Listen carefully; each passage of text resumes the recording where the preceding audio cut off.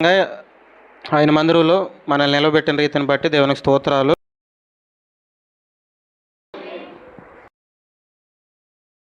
కొంచెం బిగ్గరగా చెప్తారా? సంతోషంగా ఉన్న వాళ్ళు కొంచెం బిగ్గరగా చెప్పండి. దేవునికి స్తోత్రం. మంచిది. మొన్నటి దినాన్న గుడ్ ఫ్రైడే ఆ కార్యక్రమాన్ని, ఆరాధనని దేవుడు చక్కగా జరిగించిన రీతిని బట్టి దేవునికి స్తోత్రాలు. ఆ రోజు చక్కగా యవ్వన బిడ్డలందరూ వాక్యాన్ని పంచుకోవటానికి దేవుడిచ్చిన కృపను బట్టి దేవునికి స్తోత్రాలు. ఒక్క చిన్న అంతరాయం కలిగింది. ఏంటంటే పాపం మొదటిసారి చెప్పారు వాళ్ళు, ఆ వీడియో లేదు, ఆ వీడియో రికార్డ్ అవ్వలేదు సిగ్నల్ లేక. దయచేసి క్షమించండి. ఒక చిన్న మాట చెప్పాలంటే, నేను మొదటిసారి చెప్పిన వీడియో కూడా లేదు కాబట్టి నాకు జరిగిందే మీకు జరుగుతుంది, గమనించండి. మంచిది. ఈరోజు దేవదేవుడు చక్కగా అనేకమైన నూతన విషయాలు దేవుడు మనకు నేర్పించబోతున్నాడు కనుక శ్రద్ధగా వాక్యాన్ని వినే ప్రయత్నం చేద్దాం. లూకాసు వార్త, దయచేసి ఇంకెవరు మాట్లాడకండి, శ్రద్ధగా వాక్యాన్ని విందాం. లూకాసు వార్త 23వ అధ్యాయం. లూకాసు వార్త 23వ అధ్యాయం 50వ వచనం నుంచి చదువుకుందాం.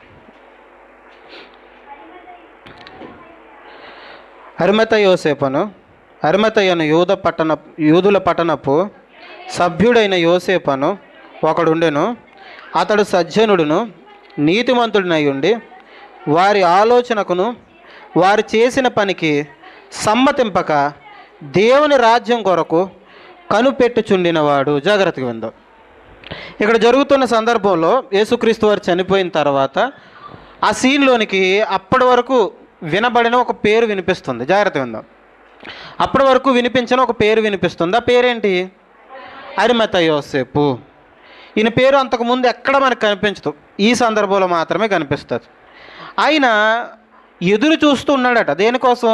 అక్కడ చూసి చెప్పండి. దేవుని రాజ్యం కోసం ఎదురు చూస్తున్నారట. కానీ యేసుక్రీస్తు వారిని వెంబడించట్లేదు, ఆయన కూడా తిరగట్లేదు, ఎప్పుడు ఆయనతో పాటు లేడు, శిష్యరికం చేయలేదు. కానీ దేవుని రాజ్యం కోసం మాత్రం ఎదురు చూస్తున్నారు. యేసుక్రీస్తు వారిని అలా చంపేయడం, అలా సిలువ మీద వదిలేయడం ఈయనకి నచ్చలేదు. జాగ్రత్తగా ఉందాం. అలా సిలువ మీద అలా ఆయన శవం అలా ఉండిపోయి అక్కడున్న గ్రద్దలు కావచ్చు, కాకులు కావచ్చు, అక్కడుండే మొన్నటి దినం మనం మాట్లాడుకున్నాం, అలా తినేయటం, లేకపోతే ఆయన ఎముకలు విరిగిపోవడం కింద పడి, ఇది ఆయనకి నచ్చలేదట. ఇది ఆయనకి నచ్చక, లేకపోతే లేఖనాలు నెరవేర్పు కోసం ఆయన చేసిన పని ఏంటంటే, సరాసరి ఎక్కడికి వెళ్ళాడట? పిలాతు దగ్గరికి వెళ్ళిపోయాడట. ఆయన కోసం కొన్ని లక్షణాలు రాయబడుతున్నాయి, చూద్దాం. చూడండి. అతడు 51వ వచనం, అతడు సజ్జనుడట, నీతిమంతుడై ఉండి వారి ఆలోచనలకు వారు చేసిన పనికిని సమ్మతింపక దేవుని రాజ్యం కోసం ఎదురు చూస్తున్నాడట. అతను సజ్జనుడట, అలాగే నీతిమంతుడు. ఇతను చేస్తున్న పని ఏంటంటే, ఇతను యూదుల పట్టణంలో ఒక సభ్యత్వం కలిగిన వాడట. ఇప్పుడు గమనించడానికి, మీకు అర్థం కావటానికి, యూనియన్స్ ఉంటాయి కదా, మీటింగ్ పెట్టుకుంటారు. మనకి కులానికి కూడా ఒక సభ్యత్వం, లేకపోతే ఒక పంచాయతీ టైప్లో ఒక తగువు పెట్టుకోవడానికి కావచ్చు, లేకపోతే మీటింగ్స్ పెడుతుంటారు కదా, అలాంటి దాంట్లో ఒక సభ్యత్వం కలిగిన వ్యక్తి ఎవరు? అరిమతయ్య యోసేపు. ఈయన ఒక సభ్యత్వం కలిగిన వ్యక్తి, ఒక గౌరవప్రదమైన స్థితిలో ఉన్నాడు. కాబట్టి ఒకవేళ, నేను కన్ఫర్మ్ చేసి చెప్పట్లేదు కానీ, ఒకవేళ ఆ సభ్యత్వాన్ని బట్టి డైరెక్ట్గా ఈయన యేసుక్రీస్తు వారిని వెంబడించకపోవచ్చు. కానీ ఆయన యందు విశ్వాసం ఉంచిన వాడే. ఈయన ఒక ధనవంతుడని మత్తయ్య గారు రాస్తారు ఆయన సువార్తలో. ఈ అరిమతయ్య యోసేపు కోసం రాస్తున్నప్పుడు ఈయన ఒక ధనవంతుడు. ఎవరట ఈయన? చెప్పాలి. ఒక ధనవంతుడు. ఈయన ధనవంతుడు మాత్రమే కాదు, ఈయన ధనం ఉన్నప్పటికీ ఆయన మనసు ఎక్కడ లేదు చెప్పండి? ధనం మీద లేదు. దేనికోసం ఎదురు చూస్తున్నాడట? దేవుని రాజ్యం కోసం, దేవుని రాజ్యం కోసం ఎదురు చూస్తూ ఉన్నాడట. ఇప్పుడు యేసుక్రీస్తు వారిని సిలువేయటం, అలా సిలువ మీద వదిలేయటం ఈయనకి నచ్చలేదు.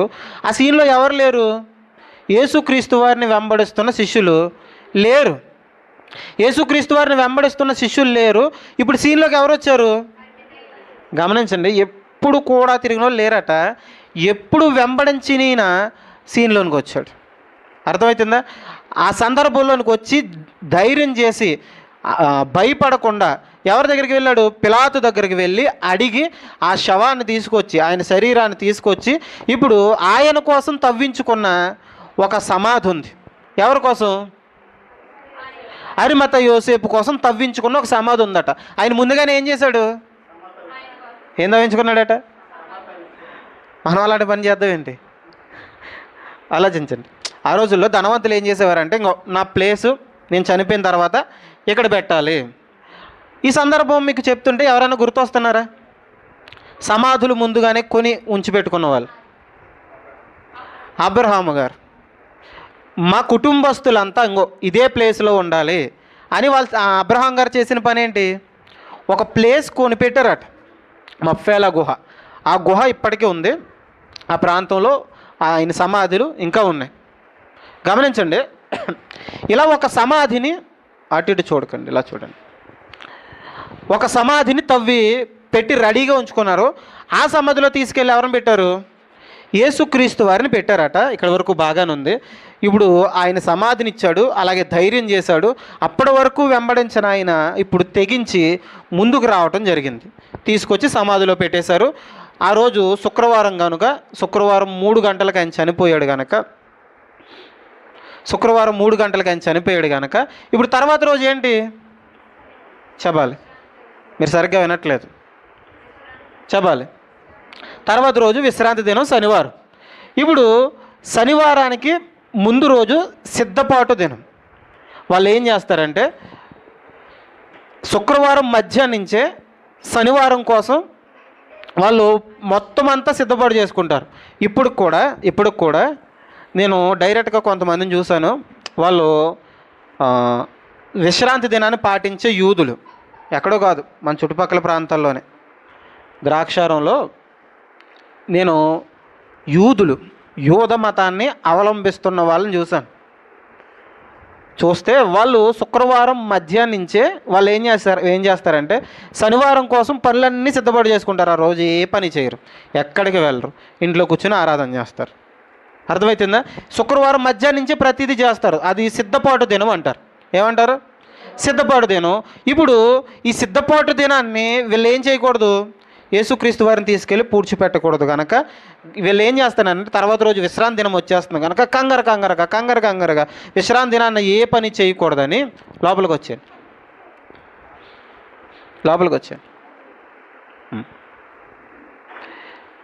విశ్రాంతి దినాన ఏ పని చేయకూడదు కనుక వీళ్ళు చేసిన పని ఏంటంటే ఆ సిద్ధపాటు దినం దగ్గర పడిపోతుంది కాబట్టి, ఇంకా పనులు ఉండిపోతాయి కాబట్టి తొందరగా తీసుకెళ్ళి ఎక్కడ పెట్టేశారట? సమాధిలో పెట్టేశారు. ఇప్పుడు సమాధిలో పెట్టేసి రాయి అడ్డుగా పెట్టి వెళ్ళిపోయారు. ఇప్పుడు రోమా సైనికులు చేస్తున్న పని ఏంటంటే, ఆ ప్రభుత్వం వాళ్ళు చేస్తున్న పని ఏంటంటే, ముందు నుంచి శిష్యులు లేకపోతే యేసుక్రీస్తు వారు తిరిగి లేస్తానని చెప్తున్నారు. వాళ్ళు ఒకవేళ ఆయన శవాన్ని వీళ్ళు తీసుకుని వెళ్ళిపోయి ఎక్కడైనా దాచిపెట్టి మా ప్రభు తిరిగి లేచాడు అని చెప్తే మరలా గందరగోళం స్టార్ట్ అవుతుంది. పిలాతు మనం మొన్నటి దినాన్ని చూసాం, ఆ fashion of the Christ movie చూస్తున్నప్పుడు పిలాతు గారి ఆ బాధ అంతా ఏంటంటే ఆయన యేసుక్రీస్తు వారిని ఏదో ప్రేమించి లేకపోతే ఆయన ఏదో చాలా మంచోడని కాదు, అక్కడ గందరగోళం జరగకూడదు అనుకుంటున్నాడు ఆయన. అర్థమవుతుందా? అక్కడ గందరగోళం జరిగితే పైనున్న కైసర్ అనే చక్రవర్తి ఈయన్ని ఉద్యోగంలోంచి తీసేయడమో లేకపోతే చంపేయడమో చేస్తాడు. ఆ గందరగోళం జరగకూడదని అక్కడ అలాంటి పని చేశాడు తప్ప వాళ్ళ భార్య చెప్పిన మాటను బట్టి చేతులు కడుక్కున్నాడు. ఈ శిక్ష మా మీదకి రాకూడదు, ఈ శిక్ష నా మీదకి రాకూడదని తన భార్య చెప్పిన మాటలు బట్టి చేతులు కడుక్కున్నాడు తప్ప ఆయన ఏదో సొంతంగా ఆయన్ని సేవ్ చేద్దామని కాదు. అక్కడ గందరగోళం జరగకూడదని.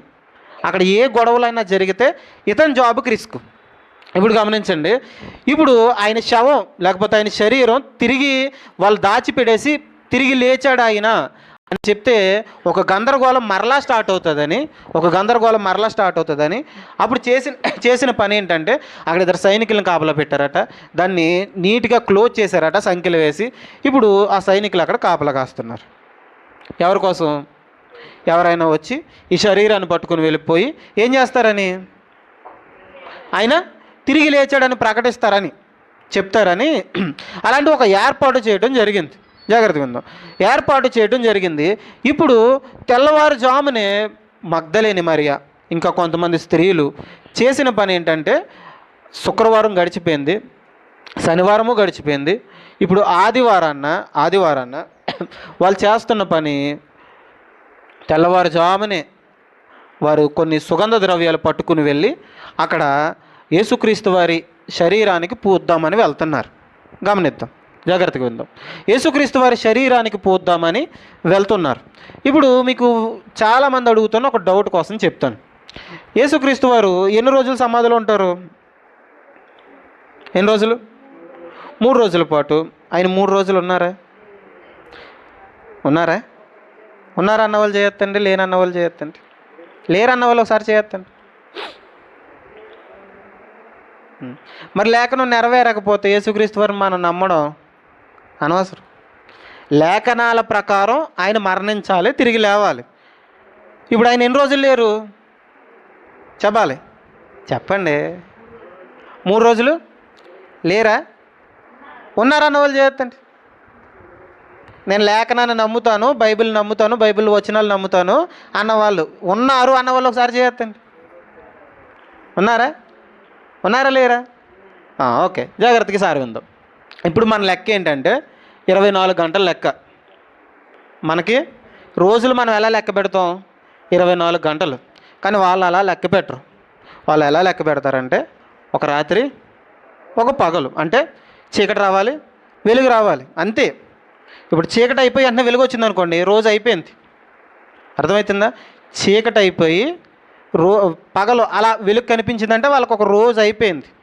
మీకు సింపుల్గా అర్థం కావటానికి మీరు బైబిల్లో ఎక్కడైనా చూడండి, నోవహు గారి సందర్భంలో మీకు ఉదాహరణగా అర్థం కావడానికి, నోవహు గారి సందర్భంలో 40 రాత్రింపగళ్ళు 40 రోజులని ఎక్కడ రాసి ఉండదు. మీరు గమనించాలి, 40 రోజులని ఎక్కడ రాసి ఉండదు. 40 రాత్రింపగళ్ళు. రాత్రింపగళ్ళు ఏంటి? ఒక రాత్రి ఒక పగలు, అంటే మొత్తం పూర్తిగా కాదు. చీకటి వెలుగు వచ్చిందంటే ఏమవుతున్నట్టు?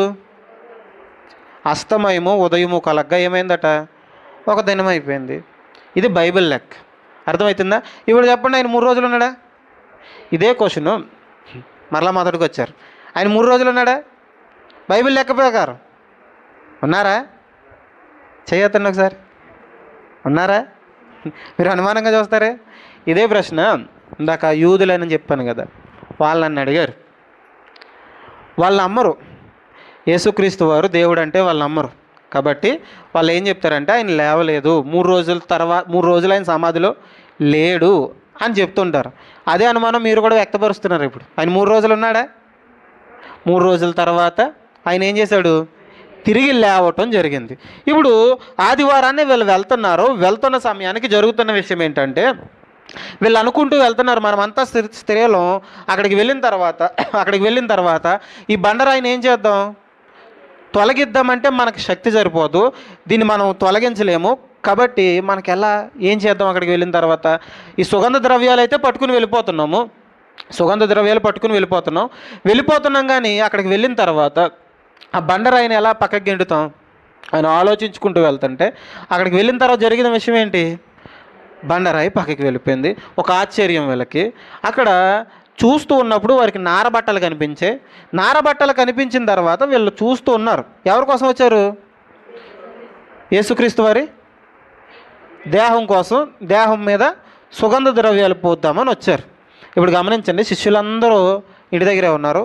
వీళ్ళు మాత్రం యేసు మీద ప్రేమతో, మగ్దలేని మరియ, ఆవిడికి సుమారుగా 7 దయ్యాలు పడితే ఆ 7 దయ్యాలను ఆయన విడిపించిన తర్వాత ఈవిడ ఆయన మీద ప్రేమతో చేస్తున్న పని ఏంటంటే, సుగంధ ద్రవ్యాలు పట్టుకుని వెళ్ళి చల్లుదాము అని ప్రేమగా వెళ్తున్నారు. ఇప్పుడు వెళ్తున్న సందర్భంలో రాయి పక్కకి జరిగిపోయింది. అక్కడ నారబట్టలు కనిపించాయి. ఈ నారబట్టలు కనిపించిన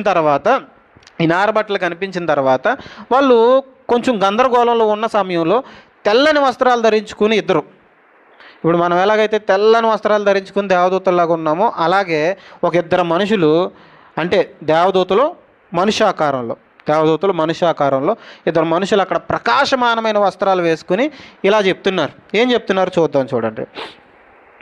లోకాసు వార్త 24వ అధ్యాయం 3వ చదువుకుందాం. ప్రభువైన యేసు దేహము వారికి కనబడలేదు, ఇందును గూర్చి వారికి ఏమీ తోచకుండగా ప్రకాశమానమైన వస్త్రములు ధరించిన 2 మనుషులు వారి యొద్ద నిలవబడిరి. వారు భయపడి ముఖములను నేల మోపి ఉండగా, వీరు సజీవుడైన వానిని మీరెందుకు మృతులలో వెతుకుచున్నారు? ఇప్పుడు గమనిద్దాం. వాళ్ళు వెతుకుతూ వచ్చారు. వెతుకుతూ వస్తున్నప్పుడు అక్కడ ఉన్న దేవదూతలు చెప్తున్న మాట ఏంటి చెప్పండి? సజీవుడైన వాడిని ఎక్కడ వెతుకుతున్నారు మీరు? మృతుల్లో వెతుకుతున్నారు. ఆయన ఎక్కడ లేడట. ఎక్కడున్నాడు? ఆయన లేచి ఉన్నాడు. ఆయన లేచి ఉన్నాడు. మీకు ముందే చెప్పాడు కదా. ఆయన గలిలయలో ఉన్నప్పుడే నేను తిరిగి లేస్తానని చెప్పాడు కదా. ఆయన మాట నమ్మకుండా మీరు మరలా ఎక్కడికి వచ్చారు? సమాధుల్లోనికి సుగంధ ద్రవ్యాలు చల్లుదామని ఎందుకు వచ్చారు మీరు అని ఆ రోజు వెళ్ళిన ఆ స్త్రీలని దేవదూతలు ఏమన్నాయి? మన భాషలో చెప్పాలంటే చీవాట్లు పెట్టేమాట. ఎందుకు వచ్చారు ఇక్కడికి? ఆయన మాట నమ్మట్లేదా మీరు? ఆయన మాట నమ్మట్లేదా? ఆయన చెప్పాడు కదా ముందే. ఏమని చెప్పాడు? తిరిగి లేస్తానని చెప్తే మరలా మీరు ఏం పట్టుకుని వచ్చేసారు? సుగంధ ద్రవ్యాలు. ప్రేమతోనే వచ్చారు, వాళ్ళు ప్రేమతోనే వచ్చారు. కానీ ఆయన చెప్పిన మాట మీద కనీసం గుర్తు కూడా లేదు. అప్పుడు జ్ఞాపకం చేసుకున్నారు అటు వీళ్ళు. ఆయన తిరిగి లేస్తాడన్న నమ్మకం అటు శిష్యులకి లేదు, ఇక్కడ ఇటు ఈ స్త్రీలకు కూడా లేదు. ఇప్పుడు గమనించండి, ఆ రోజే సమాధుల దగ్గరికి వెళ్తే దేవదూతలు నమ్మకం లేదా? ఆయన తిరిగి లేస్తాడని చెప్పాడు కదా. తిరిగి లేస్తాడని చెప్తే మీరు ఎందుకు నమ్మలేదు? నమ్మకుండా మరలా మీరు ఎక్కడికి వచ్చారు? ఇప్పుడు పొద్దున్నే తెల్లవారుజామున లేచిపోయి సమాధుల్లో మీకు ఏం పని అని దేవదూతలు వారికి చెప్పడం జరిగింది. ఇప్పుడు గమనించండి, ఆ రోజు వాళ్ళు వెళ్తేనే దేవదూతలు ఎందుకు వచ్చారు ఇక్కడికి? ఆయన మాట మీద నమ్మకం లేదా అని చెప్తే, ఈరోజు మనమంతా ఏం చేస్తున్నాం చెప్పండి? మనం కాదులేండి, క్రైస్తవులందరూ ఏం చేస్తున్నాం? ఉదయాన్నే బయలుదేరి వెళ్తున్నామా? గమనించండి, ఎందుకు వెళ్తున్నాం? అసలు ఎందుకు వెళ్తున్నాం? క్లారిటీ ఉందా?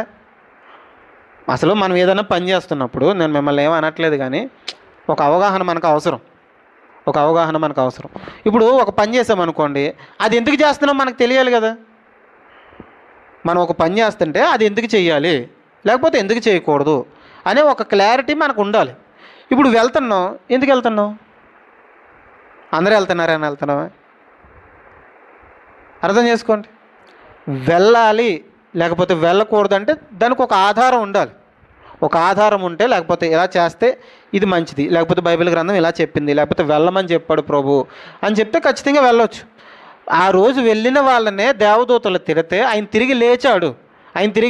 మీకు విషయం చెప్పనా? ఆయన తిరిగి లేవడమే కాదు, ఆయన యందు విశ్వాసం ఉంచిన ప్రతి ఒక్కరిని ఆయన ఒకానొక రోజు తిరిగి లేపుతాడు. ఇక్కడ కూడా మనం వెళ్ళకూడదు. ఎందుకు? ఒకవేళ వాళ్ళు బాప్తిసం తీసుకున్న వ్యక్తులైతే, మనం పాతి పెట్టేసి వస్తున్నాం, బాప్తిసం తీసుకున్న వ్యక్తులైతే, లేకపోతే వాళ్ళు మారిన వ్యక్తులు, దేవుని యందు నమ్మిక ఉంచిన వ్యక్తులు, వాళ్ళు దేవుని నమ్ముకున్న వ్యక్తులు, మంచిగా బతికారు వాళ్ళు, పర్వాలేదు అనుకుని ఒకవేళ మీ వాళ్ళ మీద మీకు నమ్మకం ఉంటే ఖచ్చితంగా దేవుడు వాళ్ళని కూడా ఒకనొక రోజు తిరిగి లేపి ఆయనతో పాటు తీసుకుని వస్తాడు. అర్థమవుతుందా? ఇక్కడికి వెళ్తాలు కనిపించరు. రెండో రాకల్లో ఆయన వాళ్ళని తీసుకుని వస్తాడట. అర్థమవుతుందా? ఆయన తీసుకుని వస్తాడు. తీసుకుని వచ్చినప్పుడు చూడొచ్చు, ఇక్కడికి వెళ్ళి ఉపయోగం ఏం లేదు. ఉపయోగం లేని పనులు ఎప్పుడు చేయకూడదు. విశ్వాసం ఎప్పుడు సమయాన్ని ఏం చేయాలి? సద్వినియోగం చేసుకోవాలి. వృధా పనులు ఎప్పుడు చేయటానికి వీల్లేదు. ఆ రోజు అందుకే మాట మీద నమ్మకం లేక మీరు ఇక్కడికి వచ్చారు. ఒకసారి జ్ఞాపకం చేసుకోండి, ఆయన తిరిగి లేస్తానని చెప్పాడు కదా. ఇప్పుడు గమనించండి, ఆయన తిరిగి లేస్తాడు అని వీళ్ళకి చెప్పినా వీళ్ళకి అర్థం కాలేదు. ఆ రోజు శాస్త్రుల పరిచయాల ముందు దేవాలయంలో చెప్పినా వాళ్ళకు కూడా అర్థం కాలేదు. వాళ్ళు ఏం చేశారంటే నువ్వు దేవాలయాన్ని పడగొట్టి 3 రోజుల్లో తిరిగి కట్టేస్తానన్నావు కదా, దేవాలయం తిరిగి కట్టడం కాదు, ఈ సిలువను కిందకి రా అని అపహాస్యం చేశారట. అర్థమవుతుందా? దేవాలయాన్ని తిరిగి కట్టేస్తానన్నావు. ఇంత పెద్ద దేవాలయం, సొలొమోను కట్టిన దేవాలయం, ఇది కట్టడానికి ఎన్ని రోజులు పట్టిందో తెలుసా? ఎంత పవిత్రమైన దేవాలయం తెలుసా? దీన్ని కూలగొట్టేయమంటావా? ఈ దేవాలయం లేనప్పుడు, ఇది కూలిపోయినప్పుడు, ఆ రోజు బబులోని బానిసత్వంలోనికి వెళ్ళిపోయినప్పుడు మేము ఎన్ని బాధలు పడ్డామో తెలుసా? అక్కడ ఎంత ఇబ్బంది పడ్డామో తెలుసా? దీన్ని కూలగొట్టేయమంటావా? కూలగొడితే ఎన్ని రోజుల్లో కట్టేస్తావు? 3 రోజుల్లో కట్టేస్తానన్నావు. నీ వల్ల అయితే ఒకసారి ఏం చేయి, సిలువను దిగి కిందకి రానేసి ఆ రోజు అపహసించడం జరిగింది. ఆ రోజు శిష్యులకి లేకపోతే ఆ స్త్రీలకి సరైన నమ్మకం అవగాహన లేదు. లేకపోతే తర్వాత ఎవరు శాస్త్రులు పరిచయులకు కూడా సరైన ఒక అవగాహన లేకుండా వారు ఉన్నారు. గమనించండి, ఆయన దేవాలయాన్ని తిరిగి కడతానంటే అర్థం ఏంటి? దేహం ఏంటట? మన దేహమే దేవుని ఆలయం కదా. ఇప్పుడు ఈ దేవాలయాన్ని ఏం చేయాలి? పడగొట్టేయండి. అంటే నేను చచ్చిపోయిన తర్వాత 3 రోజుల్లో మరలా తిరిగి లేస్తాను, 3వ రోజున ఖచ్చితంగా తిరిగి లేస్తాను అని చెప్పడం జరిగింది. అర్థమవుతుంది? ఈ మాట అర్థం కాలేదు వాళ్ళకి. వాళ్ళు ఏమనుకుంటున్నారు? ఇంత పవిత్రమైన దేవాలయాన్ని ఏం చేస్తారు మీరు? పడగొడేస్తారా? ఇంత పవిత్రమైన దేవాలయాన్ని పడగొడేస్తారని ఆ రోజు ఆయన్ని నిందించడానికి, దూషించడానికి అదొక పదంగా వాడుకున్నారు. కానీ విచిత్రమైన విషయం ఏంటో తెలుసా? స్త్రీలంతా వచ్చి చూసిన తర్వాత, ఆయన తిరిగి లేచాడని ఆ దేవదూతల ద్వారా చెప్పబడిన తర్వాత మొట్టమొదటిసారిగా ఆయన మగ్దలేని మరియకి కనిపించడం జరిగింది. తిరిగి లేచిన తర్వాత ఆ 7 దయ్యాలు వదిలించిన యేసుక్రీస్తు వారు, ఆ 7 దయ్యాలు వదిలించిన స్త్రీ ఎవరైతే ఆ మగ్దలేని మరి ఉన్నారో, ఆ మగ్దలేని మరియకి మొట్టమొదటిగా కనిపించడం జరిగిందట. ఎవరికి? మగ్దలేని మరియకి కనిపించారట. ఆసక్తితో వెతికింది ఆవిడ, ఆసక్తితో వెతికింది. ప్రభువు ఆవిడ ముందు ప్రత్యక్షమయ్యారు. అర్థం చేసుకోండి, ప్రభువు ఆవిడ ముందు ప్రత్యక్షమయ్యో ఆవిడ కనిపించారట మొట్టమొదటిసారి. అంత గొప్ప ధన్యతను ఆవిడ పొందుకున్న వెంటనే ఆవిడ పరిగెట్టుకుని, ఈ స్త్రీలంతా పరిగెట్టుకుని వెళ్ళి ఎవరి దగ్గరికి వెళ్తున్నారు? ఇప్పుడు శిష్యుల దగ్గరికి వెళ్తున్నారు. జాగ్రత్తగా ఉందాం, సందర్భం ముగించేసుకుందాం. శిష్యుల దగ్గరికి వెళ్తున్నారు. శిష్యుల దగ్గరికి వెళ్ళిన వెంటనే శిష్యులు ఏమంటున్నారు చూద్దాం. చూడండి, శిష్యులు ఏమని అంటున్నారు? 11వ వచనం చదువుకుందాం. అయితే వారి మాటలు వీరి దృష్టికి వెర్రి మాటలుగా కనబడింది గనుక వారి మాటలు నమ్మలేదు. వాళ్ళు పరుగు వచ్చేట ప్రభు లేచాడు. ఏమని చెప్తున్నారు? మీకు విషయం తెలుసా?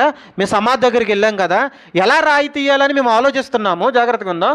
ఎలా రాయి తీయాలని మేము ఆలోచిస్తున్న సందర్భంలో ఆ రాయి పక్కకు దొల్లిగిపోయింది. ముందే మేము వెళ్ళేటప్పటికే రాయి పక్కకుంది. ఎలా తీద్దామని మేము ఆలోచించుకుంటూ వెళ్ళాం. కానీ ఆ రాయి ముందే పక్కకుంది. అక్కడ మాకు 2 దేవదూతలు కనిపించారు. వాళ్ళు ఏం చెప్పారు? ప్రభు ఇక్కడ లేడు, తిరిగి లేచాడు అని చెప్పారు. అక్కడ నారబట్టలు మాత్రమే ఉన్నాయి, ప్రభు శరీరం లేదు అని చెప్తే వీళ్ళు ఏం చేయాలి చెప్పండి? ప్రభు ముందు చెప్పిన మాటలు నమ్మాలా? నేను తిరిగి లేస్తాను అని చెప్పిన మాటలు నమ్మాలి కదా. వీళ్ళ మాటలు వెర్రి మాటల్లా కనిపించేట. మన భాషలో చెప్పాలంటే బుర్ర పాడైపోయిందా? ప్రభు తిరిగి లేస్తాడా? తిరిగి లేచాడా? కొంచెమన్నా పని చేస్తుందా అని అడిగారట. అర్థమవుతుందా? ఎప్పుడు కూడానే ఉన్నారు, ఎప్పుడు ఆయన మాటలు వింటూనే ఉన్నారు, ఎప్పుడు ఆయన చేసిన అద్భుతాలు చూస్తూనే ఉన్నారు. వీళ్ళకు కూడా అద్భుతాలు చేసే వరం ఆయన ఇచ్చాడు. వాళ్ళు కూడా అద్భుతాలు చేశారు. వీళ్ళ వల్ల కొన్ని అద్భుతాలు కాకపోతే ప్రభువారి దగ్గరకు వచ్చి అద్భుతాలు చేయించారు. ఇంత జరుగుతున్నప్పటికీ ఆయన మాట మీద పూర్తి నమ్మకాన్ని ఆ రోజు వాళ్ళు చూపించలేకపోయారు. అర్థమవుతుందా? ఆయన తిరిగి లేచాడంటే ఆ రోజు ఉన్న శిష్యులే నమ్మలేదు. గమనించండి, మీకు ఒక సందర్భాన్ని జ్ఞాపకం చేస్తాను. వాళ్ళు చాలా ఈజీగా నమ్మాలి, కానీ నమ్మలేదు. ఎలా అంటే, ఇప్పుడు లాజర్ అనే ఒక వ్యక్తి ఉన్నాడు. ఆయన చనిపోయి ఎన్ని రోజులు అయిన తర్వాత లేపాడు యేసుక్రీస్తు ప్రభువారు? 4 రోజుల తర్వాత. 4 రోజుల తర్వాత శరీరం ఏమైపోతుంది? కూలిపోతుంది. ఆయన 4 రోజుల తర్వాత కావాలని వచ్చాడట. 4 రోజుల తర్వాత వచ్చి సమాధి ముందు నిలబడి ఆయన చెప్తున్న మాట, లాజరు బయటికి రా. లాజరు ఏం చేశాడట? ఆ సమాధిలో లాజరు బయటికి రా అని చెప్పాడు కాబట్టి లాజరు ఒకలే వచ్చారు. కానీ బయటికి రమ్మని చెప్తే అక్కడ ఉన్న వాళ్ళందరూ వచ్చేద్దరేమో. అర్థమవుతుందా? లాజరు బయటికి రా అంటే ఆయన ప్రేత వస్త్రాలతో, ఏవైతే చుడతారో వస్త్రాలు, ఆ వస్త్రాలతో బయటకు వచ్చి నిలబడ్డాడట. అర్థమవుతుందా? ఇప్పుడు వాళ్ళ కళ్ళ ముందే కనిపించింది చనిపోయిన వ్యక్తి 4 రోజుల తర్వాత తిరిగి లేవటం. ఈయన 4 రోజుల తర్వాత చనిపోయిన ఒక వ్యక్తిని లేపాడు. ఈయన తిరిగి లేవడా? అర్థం చేసుకోండి, ఈయన తిరిగి లేవడా? కళ్ళారా చూసిన అద్భుతాన్ని బట్టి కూడా వీళ్ళు ఏం చేయట్లేదు? సరైన విశ్వాసం చూపించట్లేదు. అర్థమవుతుందా? సరైన విశ్వాసాన్ని చూపించట్లేదు. ఇలా సరైన విశ్వాసాన్ని చూపించకపోతే అక్కడ పేతురు గారు మాత్రం పరిగెట్టుకుని ఎక్కడికి వెళ్తారు? పేతురు గారు ప్రతిదానికి ముందుంటారు.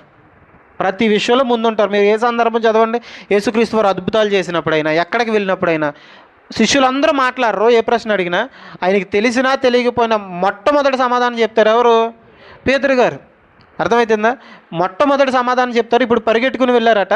అలా పరిగెట్టుకుని వెళ్ళిన సందర్భంలో ఆయన చూశాడు. చూసిన తర్వాత అక్కడ ఎవరు లేరు. ఆ తర్వాత సందర్భంలో ఆయన కొంతమందికి కనిపిస్తాడు. ఎంఐ మార్గంలో ఒక ఇద్దరు శిష్యులకు కనిపిస్తాడు. తర్వాత ఈ శిష్యులకే కనిపిస్తాడు.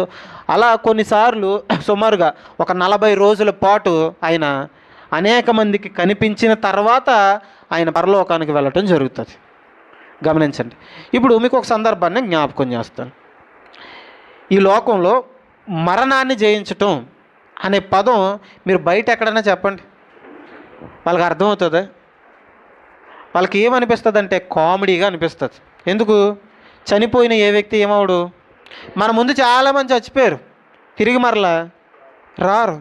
చనిపోయిన ఏ వ్యక్తి తిరిగి వచ్చినట్లుగా మనకి ఎలాంటి దాఖలాలు కనిపించవు. కానీ మన ప్రభువు చనిపోతానని ముందే చెప్పాడు, చనిపోయిన తర్వాత తిరిగి లేస్తానని ముందే చెప్పాడు. వాళ్ళంతా సంబరపడిపోయారు. ఏమనంటే శాస్త్రుల పరిచయాలు సంబరపడిపోయారు. చంపేశాము, యేసుక్రీస్తు వారి మాట వినబడకుండా నోరు నొక్కేసాము, ఇంకా అయిపోయింది, యేసుక్రీస్తు వారి సీన్ అయిపోయింది, ఇంకా గొడవ లేదు మనకి. అప్పటి వరకు వాళ్ళు ధర్మశాస్త్రాన్ని బట్టి కొన్ని సిద్ధాంతాలు తయారు చేసేసుకున్నారు, ధర్మశాస్త్రాన్ని బట్టి కొన్ని ఆచారాలు తయారు చేసేసుకున్నారు. ప్రజలందరి ముందు ఒక గౌరవప్రదంగా వాళ్ళు నిలబడుతున్నారు. ఎవరు వీళ్ళు? మాట్లాడాలి. శాస్త్రుల పరిచయాలు యేసుక్రీస్తు వారు ఎప్పుడైతే వచ్చారో ఈ శాస్త్రుల పరిచయాలకున్న ఫేము తగ్గిపోతూ వస్తుంది. శాస్త్రుల పరిచయాలు యేసుక్రీస్తు వారి మీద కక్ష కట్టేశారు. కక్ష కట్టి ఏదో రకంగా ఆయన లేకుండా చేసేద్దామని సిలువేసేసాము, చంపేశాము, అయిపోయింది, ఇంకా తిరిగి లేవడు ఈయన, ఇంకా రాడు, ఈయన గొడవ లేదు, ఇప్పటి నుంచి అధికారం అంతా మాదే అనుకున్నారట. ఇప్పటి నుంచి అధికారం అంతా మాదే, ఇప్పటి నుంచి ఇంకా మేమే, మరలా పాత రోజులు మాకు వచ్చేసాయి, ఇప్పటి నుంచి అందరూ మాకు వంగి వంగి దానాలు ఎడేస్తారు అనుకున్నారట. అర్థమవుతుందా? ఇంకా అధికారం మాదే, ఇంక అయిపోయింది, యేసుక్రీస్తు వారి చంపేశాము, ఇంకా ఆయన సీన్ అయిపోయింది అని అనుకుంటున్న సమయంలో మెల్లమెల్లగా ఒక్కొక్కరు నోటి నుంచి వినిపిస్తుంది. ఏమని? ఆయన సమాధిలో లేడట. ఏమయ్యాడట? తిరిగి లేస్తున్నాడట. మొన్నే ఎంఐ మార్గంలో వెళ్తుంటే ఒక ఇద్దరికి కనిపించాడట. ఆయన మారు రూపంలో కనిపిస్తూ ఉంటాడు. అంత తర్వాత శిష్యులు ఒక గదిలో ఉండి ప్రార్థన చేసుకుంటుంటే ఆయన తలుపుల్లోంచి లోనికి వచ్చేసాడట, తలుపు తీయకుండానే. అందరికీ వినిపిస్తున్నాయి ఈ మాటలు. మెల్లమెల్లగా సంబరపడిపోతున్నారు, సంతోషపడుతున్నారు. మనం సాధించేసాం ఏదో రకంగా. ఆయన ఏ తప్పు చేయకపోయినా మన మనసులో ఉన్న కుళ్ళుతనాన్ని బట్టి ఏం చేసాం, మత్సరాన్ని బట్టి చంపేశాం ఆయన్ని అని సంబరపడిపోతున్న సమయంలో మెల్లమెల్లగా ఒక్కొక్కరు నోటి నుంచి వినిపిస్తుంది. ఏమని? ఆయన మరణాన్ని గెలిచి సమాధి బద్దలు కొట్టుకుని బయటకు వచ్చేసాడు. అర్థమవుతుందా? ఏ వ్యక్తి తిరిగి లేవలేదు ఇప్పటికీ. గమనించండి, ఆయన తిరిగి లేచాడు కాబట్టే మనకి ఇంత గొప్ప రక్షణ భాగ్యం వచ్చింది. లేకపోతే ఆయన తిరిగి లేవకపోతే ఆయన నమ్మాల్సిన అవసరత మనకు కూడా లేదు. అర్థమవుతుందా? ఆయన మన పాపాల కోసం చనిపోయాడు.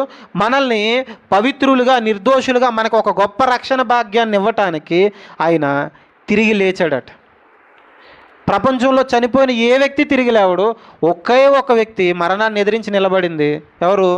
యేసుక్రీస్తు వారు. ఇప్పుడు గమనించండి, మరణం అంటే ఎవరికి భయం ఉండదు చెప్పండి? అందరికీ భయమేనా?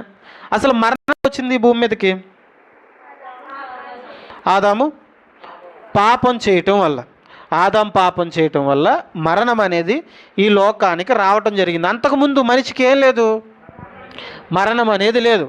మనిషికి మరణం లేదు. ఒక చక్కని మహిమ దేహంతో ఎలాంటి బాధ, ఎలాంటి కష్టము, కష్టపడాల్సిన అవసరం లేదు, భూమిని పండించాల్సిన అవసరం కూడా లేదు, చెమట కూడా పట్టని స్థితి. అలాంటి స్థితి ఉన్న ఆదాము మొత్తం ప్రపంచాన్ని అంతటినీ పాడు చేశాడు ఆయన చేసిన తప్పు వల్ల. ఇప్పుడు కడపటి ఆదాముగా వచ్చిన ఆయన మరణాన్ని తీసుకొస్తే ఈయన మరణాన్ని జయించాడు.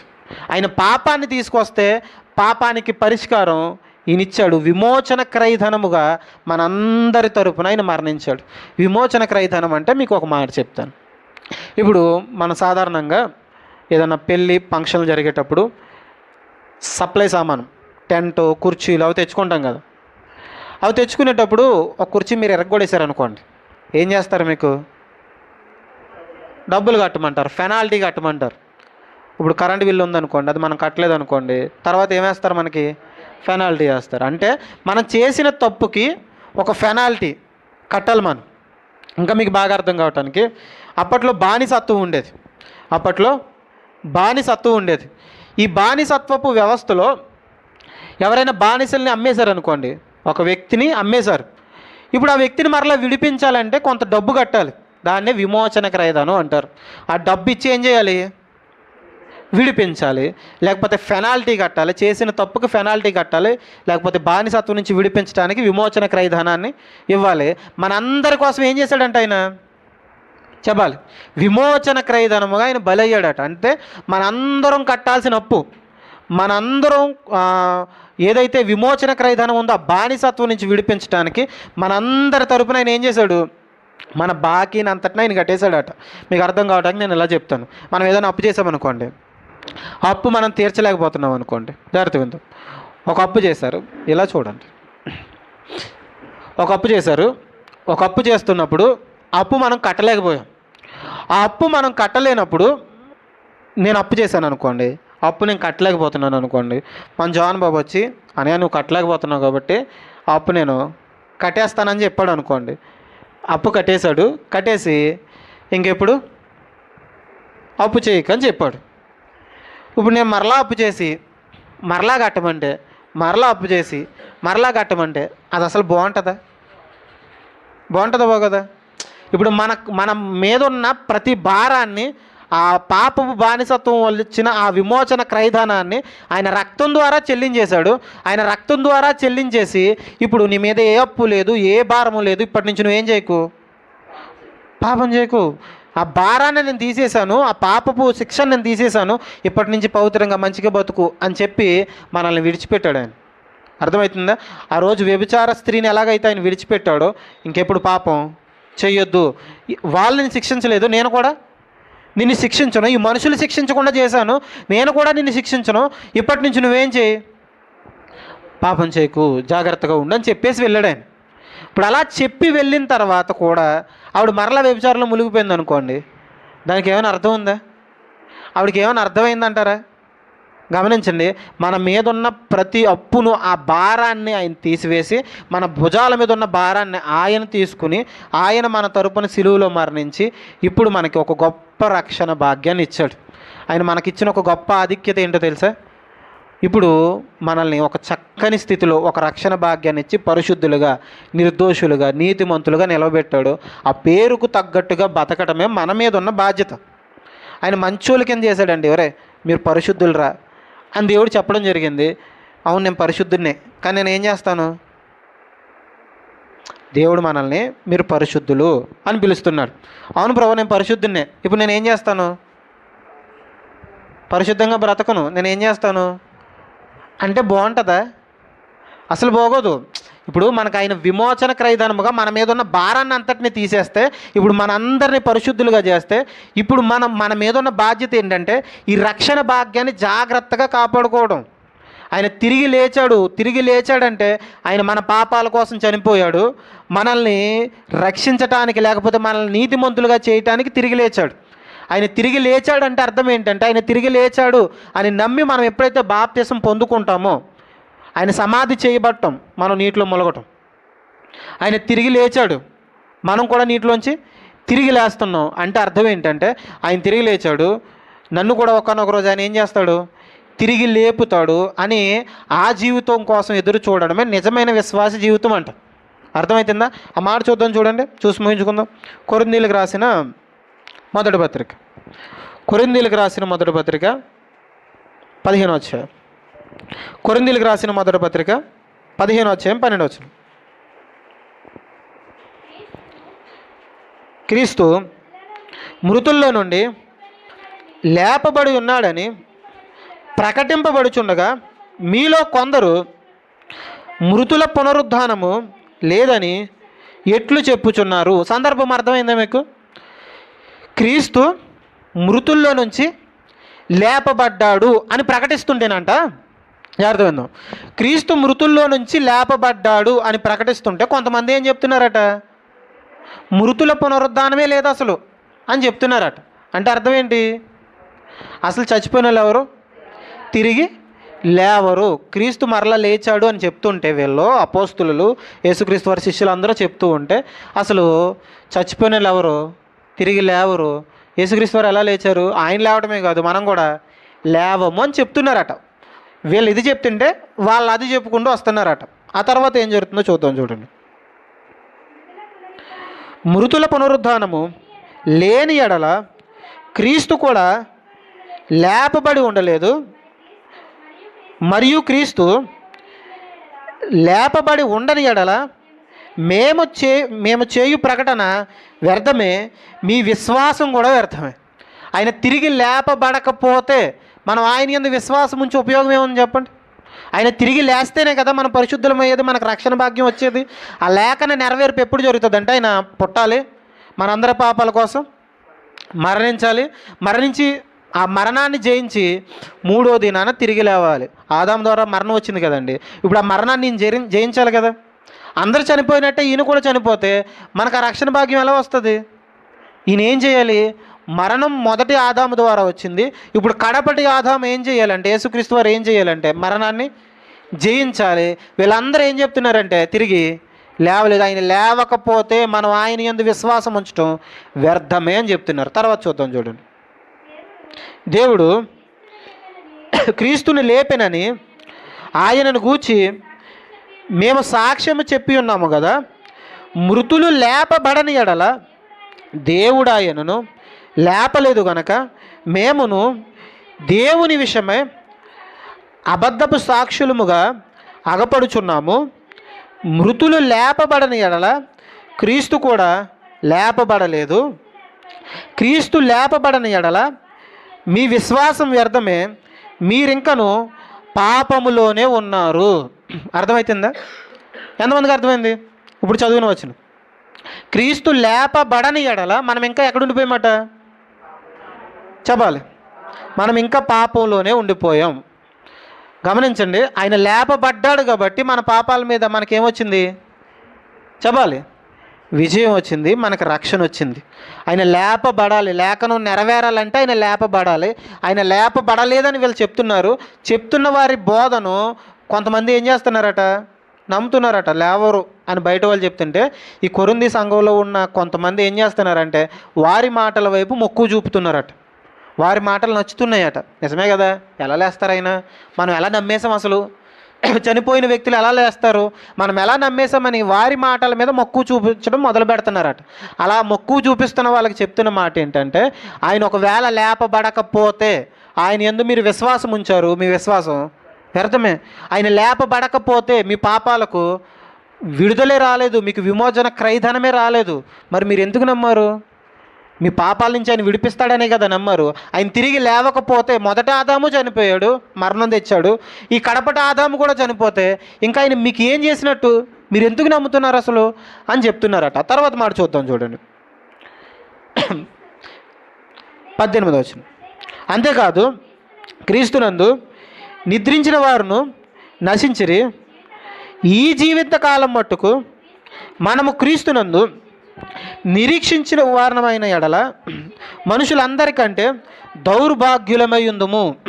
గమనించండి, కేవలం ఈ జీవితకాలం మట్టుకు వాళ్ళు ఏం చేస్తున్నారంటే ఆయన లేపబడలేదు, మనం కూడా ఏమవ్వం.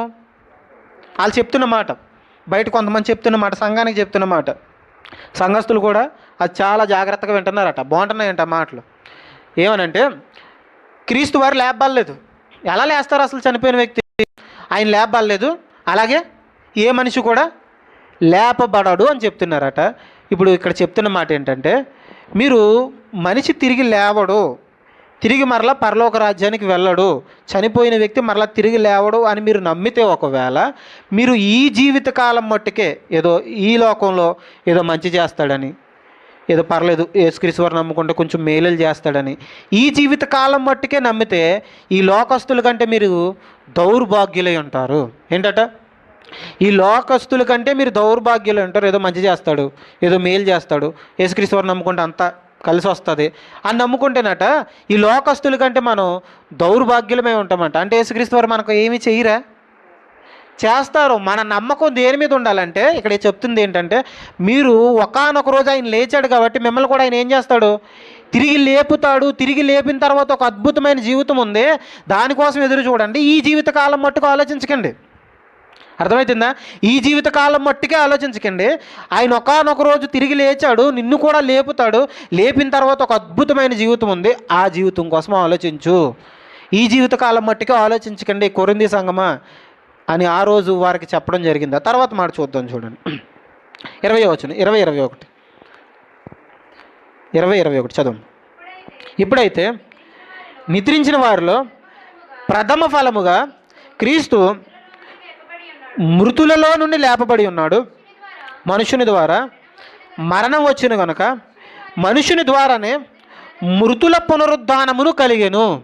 ఏమవుతుందట? ఆయన లేపబడి ఉన్నాడు ప్రథమ ఫలముగా. నిద్రించిన వారిలో ప్రథమ ఫలము. ప్రథమ ఫలం అంటే ఫస్ట్ ఫ్రూట్, అంతేనా? మొదటి ఫలం, ప్రథమ ఫలం. ఆయన ప్రథమ ఫలముగా లేపబడ్డాడు. ఆయన ప్రథమ ఫలం. మరి తర్వాత ఫలాలు ఎవరు? తిరిగి లేవాల్సిన వాళ్ళు. ఆయన వెంబడిస్తున్న మనం కదండి. క్రీస్తునందు మృతులైన మృతులు ధన్యులు. ఎందుకు ధన్యులు? వారు తిరిగి లేపబడతారు. క్రీస్తునందుండి చనిపోతే వాళ్ళు ఏమవుతారంటే తిరిగి లేపబడతారు. అంటే బయట వాళ్ళు తిరిగి లేపబడరు, అంటే వాళ్ళు కూడా లేపబడతారు. ఎందుకు లేపబడతారు? యేసుక్రీస్తునందు విశ్వాసం ఉంచిన వారు, ఆయనలో అంటుకట్టబడి కొనసాగిన వారు కూడా లేపబడతారు. ఎందుకు లేపబడతారంటే రెట్టింపు శిక్ష కోసం లేపబడతారు. ఇప్పుడు వారి ఆత్మ నరకంలో ఉంది, చనిపోయిన వెంటనే నరకానికి వెళ్ళిపోతారు. ఇప్పుడు రెండో రాకల్లో తిరిగి లేచిన తర్వాత వారి శరీరం ఎప్పుడైతే వారి ఆత్మకు జోడవుతుందో, కలుసుకుంటుందో, ఇప్పుడు వాళ్ళు యేసుక్రీస్తు వారు రెండో రాకల్లో మనము తిరిగి లేస్తాం. యేసుక్రీస్తునందు విశ్వాసం ఉంచిన వారు, లేకపోతే భ్రష్ట జీవితం బ్రతికిన వాళ్ళు ఎవరైతే ఉన్నారో వారు కూడా లేపబడతారు. లేపబడిన తర్వాత ఈ ఆత్మకు ఆ శరీరం జోడవుతుంది. ఇప్పుడు ఉత్తి ఆత్మే కాలుతుంది. ఇప్పుడు దేనికి జోడవుతుంది? శరీరం కూడా జోడవుతుంది. ఆ భయంకరమైన శిక్షను అనుభవించడానికి రెండో రాకల్లో వారు లేపబడితే, ఇప్పుడు మన నిత్య జీవితాన్ని పొందుకోవటానికి తిరిగి లేపబడతామట. అర్థమవుతుందా? మన ఆత్మలు అక్కడ చేరుకుంటాయి. కానీ ఈ శరీరము మన ఆత్మ కలిసి మహిమ శరీరంగా ఆదాము ఏదైతే పోగొడేశాడో ఆ శరీరాన్ని మరలా మనకివ్వటానికి ఆయన రెండో రాకల్లో తిరిగి వస్తున్నాడు. అర్థమైంది ఈ మాట? ఎంతమందికి అర్థమైంది? ఏమర్థమైంది? ఆదాము పోగొట్టిన శరీరం ఏదైతే ఉందో ఆ శరీరాన్ని మరలా మనకి తిరిగి ఇవ్వాలనుకుంటున్నాడు ఆయన. మన ఆత్మ పరదేశికి వెళ్ళిపోయినప్పటికీ, ఆ విశ్రాంతి పొందుకున్న స్థలంలో ఉన్నప్పటికీ రెండో రాకల్లో మరలా వాళ్ళందరినీ ఆయన వెంట పెట్టుకుని వస్తాడట. వెంట పెట్టుకుని వస్తున్నప్పుడు ఈ శరీరాలు ఏవైతే ఉన్నావో అవన్నీ తిరిగి లేస్తాయట. తిరిగి లేచిన తర్వాత ఇవన్నీ తెస్సలోనికలకు రాసిన 2వ పత్రికలు ఉంటాయి. మీకు ఎప్పుడైనా పత్రిక అంతా వివరంగా చెప్తాను.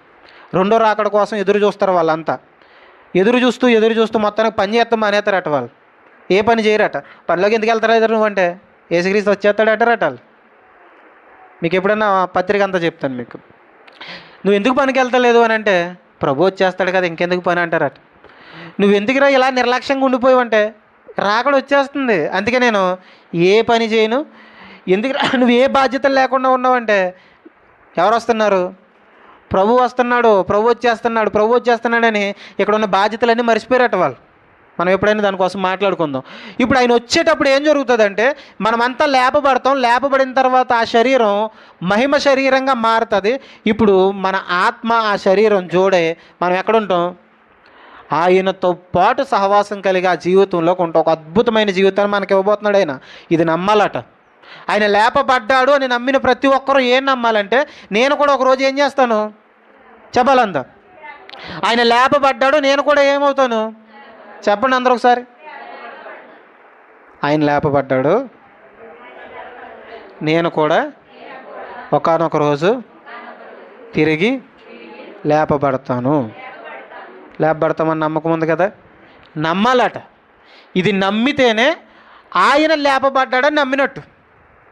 ఆయన లేపబడ్డాడు అని మనం నమ్ముతున్నామంటే వెంటనే ఏం నమ్మాలి? ఆయనతో పాటు నేను కూడా తిరిగి లేస్తానని నమ్మాలి. ఆయన వచ్చి మనందరినీ తిరిగి లేపుతాడట. ఒక అద్భుతమైన లోకానికి మనకు తీసుకెళ్తాడు. ఎలా తీసుకెళ్తాడో తెలుసా? ఇప్పుడు మనం ఏదైనా ఊరు వెళ్ళాలనుకోండి, ఎలా వెళ్తాం? సైకిల్ మీద వెళ్తాం, లేకపోతే నడుచుకుంటూ వెళ్తాం, బస్సు మీద వెళ్తాం, ట్రైన్ మీద వెళ్తాం, ఇంకా ఇంకా వేరే దేశం వెళ్ళాలంటే విమానాల మీద వెళ్తాం, ఫ్లైట్ల మీద వెళ్తాం. ఇలా రకరకాల వాహనాలు ఉన్నాయి. మన కోసమైన ఒక వాహనం వేసుకొస్తాడంటండి. మనం ఎప్పుడు ఎక్కని వాహనం ఏంటయ్యి? మేఘాల మీద వస్తాడట ఆయన. అర్థమవుతుందా? మేఘాల మీద ఎక్కి ప్రయాణం చేయబోతున్నాం మనం. ఎప్పుడైనా విమానంలో వెళ్ళేటప్పుడు మీరు ఎప్పుడైనా వెళ్తే, మరలా ఎప్పుడైనా విమానాలు ఎక్కితే మీరు గమనించండి, ఆ మేఘాల మధ్యలోంచి ఆ విమానం అలా వెళ్ళిపోతుంటుంది. మేఘాలు ఏమీ అంత గట్టిగా ఏమి ఉండవు, దాంట్లోంచి వెళ్ళిపోతుంటుంది విమానం. ఇప్పుడు గమనించండి, అలాంటి మేఘాల మీద మనకు ఒక ప్రయాణం ఉందట. మేఘాల మీద ప్రయాణం ఆలోచించండి. ఆయన మనల్ని వచ్చి ఆ మేఘాల మీద ఎక్కించుకుని తీసుకెళ్తాడట. ఎక్కడికి? నిత్య రాజ్యానికి తీసుకెళ్తాడట. ఎంత అద్భుతమైన ప్రయాణం ఉంది మేఘాల మీద ప్రయాణం. మీకు ఎప్పుడైనా బాగా మబ్బులు పట్టేసాయి అనుకోండి, మేఘాలు కమ్మేసాయి అనుకోండి, మీకు వెంటనే గుర్తు రావాల్సింది ఏంటో తెలుసా? వర్షం వచ్చేది బట్టలను లోన్ వేసుకోవాలనే కాదు. కాదు, ఏం గుర్తు రావాలి? ఆ మేఘాల మీద ఒకానొక రోజు నేను ఎక్కి వెళ్ళబోతున్నాను. ఆ మేఘాల మీద ఒకానొక రోజు నేను ఎక్కుతాను. ఒక అద్భుతమైన ప్రయాణం ఉంది, యేసుతో ప్రయాణం ఉంది. అర్థమవుతుందా? చిన్నప్పుడు శాలిని పాడేది, యేసుతో ప్రయాణం, అద్భుతమైన ప్రయాణం అనేసి. నిజంగా ఒక అద్భుతమైన ప్రయాణం, మేఘాల మీద వెళ్ళే ప్రయాణం. ఆ ప్రయాణం కోసం మనం అందరూ చేయాల్సిన పని ఏంటో తెలుసా? ఏం చేయాలా? సిద్ధపడిన కన్యకలు. ఆ సిద్ధపాటు కలిగిన కన్యకలు ఏం చేశారంటే, జాగ్రత్త ఉందాం, సిద్ధపాటు కలిగిన కన్యకలు ఏం చేశారట? సిద్ధెలలో నూనె వేసుకుని ఎదురు చూస్తున్నారట. కొంతమందికి సిద్ధెల్లో ఏం లేదట, నూనె లేదు. ఈ నూనె లేని బ్యాచ్ చాలామంది ఎక్కువైపోయారు ఈ మధ్య. అర్థమవుతుందా? గమనించండి, విశ్వాసం కలిగి ఎదురు చూస్తూ ఉంటే ఒక అద్భుతమైన ప్రయాణం మనకుంది. ఆయన తిరిగి లేచాడు, ఆయన మనల్ని పరిశుద్ధులుగా మార్చాడు. ఈ పరిశుద్ధులైన మనం సిద్ధపడిన కన్యకల వలె మనం ఎదురు చూడగలిగితే ఒక అద్భుతమైన ప్రయాణం మన ముందుంది. ఆ రోజు ఎంత బాగుంటుందంటే, మీకు ఒక చిన్న మాట చెప్పి నేను ముగిస్తాను, సమయం ఎక్కువ అవ్వలేదులేండి. ఒక చిన్న మాట చెప్పి ముగిస్తాను. ఆ రోజు ఎంత బాగుంటుందంటే, ఆయన అలా మేఘాల మీద ఉంటాడు. మన వారు ఎవరైతే ఉన్నారో మీరు గమనించండి, మీ వారిని ఒకసారి మీరు జ్ఞాపకం చేసుకోండి. ఎవరైతే మీ ఆత్మీయులు, మీ దగ్గర వాళ్ళు, మీ ఇంట్లో వారు చనిపోయారో ఒకసారి జ్ఞాపకం చేసుకోండి. వాళ్ళందరినీ చూసే ఒక రోజు ఉందట. వాళ్ళందరూ వస్తారట, మరలా ఆయనతో పాటు వస్తారట. ఆయనతో పాటు వస్తే అలా మేఘాల మీద వాళ్ళు ఉంటారు. మనం కూడా ఈ భూమి మీద ఆ టైంకి ఒకవేళ బ్రతుకుంటే, మనందరం ఈ భూమి మీద ఉండే ప్రజలందరూ అలా వరుస పెట్టుంటే, ఆయన గొర్రెల్ని మేకల్ని వేరుపరుస్తాడట. ఏం చేస్తాడు? ఈ గొర్రెల మేకలేంటి? యేసుక్రీస్తుని వెంబడించిన వారు, యేసుక్రీస్తు వారిని అంటిపెట్టుకుని లేకుండా వెంబడించిన వారు మేకలైతే, ఆయన వెంబడించి ఆయనలో నిలబడిన వాళ్ళు ఎవరు? గొర్రెలు. ఈ గొర్రెల్ని మేకల్ని వేరుపరుస్తాడట. అంతమంది ప్రజల్లో మన పేరు పెట్టి ఆ మేఘాల మీద ఆయన ఉండి నా దగ్గరకు వచ్చి అన్నాడు అనుకోండి, ఎలా ఉంటుంది చెప్పండి? అర్థమవుతుందా? అంతమందిలోంచి మనం అలా పైకి లేచి వెళ్తుంటే ఆ స్థితి ఎలా ఉంటుందో చెప్పండి? దానికోసం ఏదైనా విడిచిపెట్టాలి కదండి ఈ లోకంలో. అర్థమవుతుందా? ఆయన అంత గొప్ప స్థితి మనకిచ్చినప్పుడు, ఆయన గొప్ప ఆధిక్యత మనకిచ్చినప్పుడు, మనం కనీసం ఆయన కోసం కొన్ని చిన్నవి కూడా విడిచిపెట్టకపోతే ఏం జీవితం చెప్పండి మంది? మనం చూసాం, ఆయన మన కోసం శ్రమ పట్టడం చూసాం కదా. చూసినప్పుడు అందరూ ఏడ్చారు కదండి. ఏడ్చారా? ఎందుకు ఏడ్చారు? పాపం కొడేస్తున్నారానా? పాపం రక్తం వచ్చేస్తుందనా? నేను ఒక మాట చెప్పనా, అలా ఏడ్చి మరలా ఇంటికి వెళ్ళిన తర్వాత మరలా మామూలు అయిపోయామనుకోండి, మనది ఏ ఏడుపో తెలుసా? దొంగ ఏడుపు అంటారు దాన్ని. కొంతమంది చూడండి, ఏడుపు అంత సాధారణంగా ఎవరికి రాదు, కానీ కొంతమంది ఉంటారండి, ఆ ఏడుపు ఉత్తుని వచ్చేస్తుంది వాళ్ళకి. అది నిజమైన ఏడుపు కాదు, అది అస్సలు నిజమైన ఏడుపు కాదు. ఉత్తుని ఏడుస్తారు వాళ్ళు, నటించడానికి ఏడుస్తారు. అర్థమవుతుందా? ఇలాంటి నటించే ఏడుపులు, దొంగ ఏడుపులు చాలా ఉన్నాయి. ఒకవేళ ఆయన చనిపోతున్నాడు, లేకపోతే ఆరాధనలో కావచ్చు, ఇక్కడ మనం ఏదన్నా ఆయన చనిపోతున్నప్పుడు వీడియోలు చూసినప్పుడు కావచ్చు, ఏడ్చేసి బయట గడప దాటిన తర్వాత మన ఇష్టం వచ్చినట్టు మాట్లాడి మనం ఇష్టం వచ్చిన పనులు చేస్తున్నాం అనుకోండి, నిజంగా అది నిజమైన ఏడుపు కాదు. అది ఎందుకు ఏడుస్తున్నావు? ఎందుకు కన్నీరు గారుస్తున్నావు? అందరి కోసమా? ఆలోచించండి. ఆయన మనకిచ్చిన స్థితి చాలా గొప్పది. మన లోకస్తులం కాదు. మనకు ఒక చక్కని స్థితి ఆయన ఇచ్చేశాడు. ఆ స్థితిని మనం పోగొట్టుకోకూడదు, నిర్లక్ష్యం చేయకూడదు. ఇచ్చిన రక్షణ భాగ్యం జాగ్రత్తగా కాపాడుకోవాలి. మన మన మన ప్రవర్తన బట్టి అన్యజనుల మధ్య దేవుని నామం ఎంత మాత్రం దూషింపబడకూడదు. అలా దూషింపబడే బ్రతుకులు ఉంటే దానికి మించిన దౌర్భాగ్యం ఇంకొకటి లేదు. మనం మాట్లాడే విధానాలు బాగుండాలి, మన పద్ధతులు బాగుండాలి, మన విధి విధానాలు బాగుండాలి, మనల్ని ఎవరినైనా ప్రేమించే విధానం బాగుండాలి, మనకి శత్రుత్వాలు ఉండకూడదు, మనం మాట్లాడే విధానం చక్కగా ఉండాలి. అర్థమవుతుందా? చాలా అంటే చాలా బాగుండాలి, పద్ధతిగా మాట్లాడాలి. ఇలాంటి విధానాలు మనం నేర్చుకోవాలి. ఇలా నేర్చుకున్న రోజు ఆయన నామానికి మనం మహిమ తెచ్చిన వాళ్ళం అవుతాం. ఒక చక్కని ప్రయాణం ఉందా, ప్రయాణం మీద మీకు వెళ్ళాలని ఉంటే ఖచ్చితంగా గమనించండి, జాగ్రత్త కలిగి మసులుకుందాం. ఆయన తిరిగి లేచాడు, మనల్ని కూడా ఒకరోజు తిరిగి లేపుతాడు. మనం చేయాల్సిన, మన మీద ఉన్న బాధ్యత ఏంటంటే తెల్లవారుజామునే లేచి అక్కడికి వెళ్ళడం కాదు. ఉదయాన్నే లేచి మన సమాజంలోనికి వెళ్ళి చెప్పాల్సిన మాట ఏంటో తెలుసా? నీకు విషయం తెలుసా? ఈ భూమి మీద చనిపోయిన ఏ వ్యక్తి తిరిగి లేవలేదు. భూమి మీద చనిపోయిన ఏ వ్యక్తి తిరిగి లేవలేదు. నేను నమ్ముకున్న ప్రభువు తిరిగి లేచాడని చెప్పాలి. ఇది మన మీద ఉన్న బాధ్యత. నేను నమ్ముకున్న ప్రభువు మరణం, ఆ రోజు వాళ్ళు చంపేసి సంబరపడిపోయారు, యేసుక్రీస్తు వారిని చంపేశాము ఇంక అయిపోయిందని సంబరపడిపోయారు. కానీ ఆయన సమాధి బద్దలు కొట్టుకుని బయటకు వచ్చేసాడు. తెలుసా విషయం నీకు? ఆయన చనిపోయి తిరిగి లేవటం వల్ల నీకు గొప్ప రక్షణ భాగ్యాన్ని ఇస్తాడు. నువ్వు ఒకవేళ మారకపోతే నువ్వు త్వరగా మారు.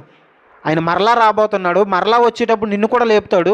నువ్వు మారి తొందరగా ఏం చేయి, ఆ రక్షణ భాగ్యంలోనికి, ఆ బాప్తిస్మపు అనుభవంలోనికి రా. ఆయన త్వరగా వచ్చేపోతున్నాడు. నిజంగానండి, ఆయన వస్తాడని మనం చాలా రోజుల నుంచి ఎదురు చూస్తున్నాం కదా. ఆ రోజు కూడా ఆ ఉపమానంలో, ఆ బుద్ధి లేని కన్యకులు, బుద్ధి గల కన్యకుల ఉపమానంలో వాళ్ళు చాలాసేపు ఎదురు చూశారట. చాలాసేపు ఎదురు చూసి ఏం చేశారు? ఇంకా రావట్లేదని హాయిగా పడుకున్నారట. హాయిగా పడుకుంటే ఆయన ఎవరికీ చెప్పకుండా సడన్గా వచ్చేసాడు.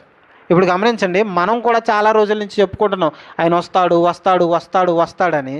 ఏం వస్తాడులే, ఎప్పుడు వస్తాడులే, ఇంకా టైం ఉంది, ఇంకా మారదాం, చాలా టైం ఉంది అని అనుకుంటున్నాం. ఈ చుట్టుపక్కల జరుగుతున్న సందర్భాలు, ఈ చుట్టుపక్కల దేశాల్లో జరుగుతున్న సందర్భాలను ఒకసారి ఆలోచించండి. ఈ పరిస్థితులన్నీ చూస్తుంటే మీకు వెంటనే గుర్తు రావాల్సింది ఏంటో తెలుసా? ఆయన త్వరగా రాబోతున్నాడు. ఆయన రాకడ ఇవన్నీ జరుగుతున్నప్పుడు యేసుక్రీస్తు వారు చెప్పిన మాట ఏంటంటే, మనుషుల మీద మనుషులు తిరగబడిపోతారు, దేశాల మీద దేశాలు తిరగబడిపోతాయి. యుద్ధ సమాచారాలు మీరు వింటున్నారా? దేశాల మీద దేశాలు తిరగబడటం వింటున్నారా? మనుషుల్లో ప్రేమ చల్లారిపోతుంది చూస్తున్నారా? ఇవన్నీ చూస్తున్నప్పుడు మీరు గుర్తుపట్టండి యేసుక్రీస్తు వారు చెప్పిన మాట, నేను సమీపాన్నే ఉన్నాను, నేను రావటానికి దగ్గరలోనే ఉన్నాను. పరిస్థితులు గమనించండి. ఎక్కడో యుద్ధం జరిగితే మనకేం పెరిగిపోతున్నాయి? పెట్రోళ్ళు, గ్యాస్లు పెరిగిపోతున్నాయి. అర్థమవుతుందా? దీన్ని బట్టి మనం అర్థం చేసుకోవాల్సిన ఒక మంచి మాట చెప్పనా? ఒక మనిషి మరొక మనిషి మీద ఖచ్చితంగా ఆధారపడాలి. నాకు ఎవరు గొడవ లేదు, నా అంతటి నేనే బతికేస్తాను, నేను ఉంటాను అంటానికి వీలు లేదు. ఎక్కడో యుద్ధం జరిగితే ఇక్కడ గ్యాస్ ఆగిపోవడం ఏంటి? ఎక్కడో యుద్ధం జరిగితే ఇక్కడ పెట్రోల్ ఆగిపోవడం ఏంటి? అర్థమవుతుందా? ఒక మనిషి మరొక మనిషి మీద ఆధారపడాలి. దేవుడు అందుకే చెప్పాడు, ఐక్యత కలిగి ఉండండి నాయన, కలిసి ఉండండి. పక్కన వాళ్ళ అవసరం ఖచ్చితంగా మనకి వస్తుంది. నాకు ఎవరు గొడవ లేదు, నేను బాగానే ఉన్నాను అనుకుంటే అవ్వదు. నీ దగ్గర ఎంత డబ్బు ఉన్నా గ్యాస్ రాదు. అర్థమవుతుందా? పక్కన వాళ్ళ అవసరం ఖచ్చితంగా మనకు ఉంటుంది. కాబట్టి ఐక్యత కలిగి చక్కగా ఆ దేవాతి దేవుని రాకడ దగ్గర పడుతుంది. ఖచ్చితంగా ఆయన తొందరలోనే వచ్చేస్తాడు. మీకు ఒక మాట చెప్తానండి, నేను చెప్తున్నాను, ఏదో నేను కన్ఫర్మ్ చేసి చెప్పేయలేదు, కానీ ఒకవేళ దేవుని చిత్తం అయితే ఆయన మనం ఉన్నప్పుడే, ఈ కాలంలోనే, మనం బతుకున్న కాలంలోనే ఖచ్చితంగా ఆయన వచ్చేసే సూచనలు కనిపిస్తున్నాయి. అన్ని సూచనలు ఏవైతే దేవుడు చెప్పాడో ఆ రాకడ సూచనలు అన్నీ నెరవేరుకుంటూ వచ్చేస్తున్నాయి. ఒకటి నెరవేరుకుంటూ వచ్చేస్తున్నాయి.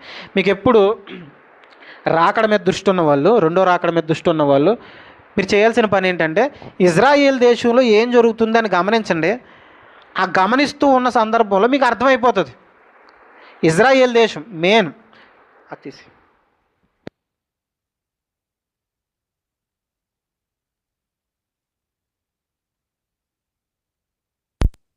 స్థితి మనకు అర్థమైపోతుంది.